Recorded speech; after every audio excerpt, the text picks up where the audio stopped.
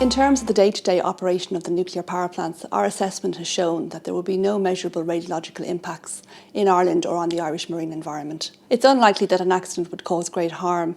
For the range of accident scenarios that we looked at, we would require, if the wind was blowing towards Ireland and there were certain weather patterns, it would require that food and agriculture protective measures would be put in place. The introduction of food measures would have some economic consequences, obviously in terms of exports for Ireland and also for people involved in the food industry, from farmers to food producers. The report looks at the potential radiological impacts on Ireland of new nuclear power plants that are proposed to be built in the UK. The UK has identified up to 8 sites at which it proposes to build new power plants before 2025. And what we've done is we've imagined what those power plants might be, and we've looked at the potential release of radioactive material from them. We've looked at both the day-to-day operations and then also examined a number of accident scenarios. The likelihood of these scenarios range from 1 in 50,000 per year to 1 in 33 million per year, so unlikely to extremely unlikely.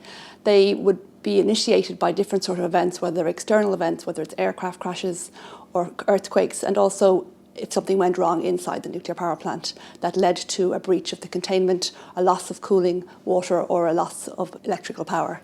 It certainly causes major harm for the people living very close to the accident. But remember, in Ireland, we're quite a distance away from the nearest site at which it's proposed to build a nuclear power plant. So the amount of radioactivity that would reach Ireland would be considerably smaller than close to the plant. The kind of levels that we estimate that would reach Ireland, even in the event of the most severe accident, would require the introduction of food controls, but it wouldn't have immediate health implications for people. We have a national emergency plan for nuclear accidents in Ireland, and this plan is informed by studies such as this, which, by looking at what could happen in the event of an accident occurring, it tells us what sort of protective actions are appropriate for Ireland. It would mean that the radiation dose that people would get as a result of the accident will be minimised. We have provided the report to the Minister and he will consider its implications. From an RPII perspective, we will be watching closely as planning permission is granted at each of these sites, and we will be updating our estimations of the radiological implications for Ireland as the plants begin to be built.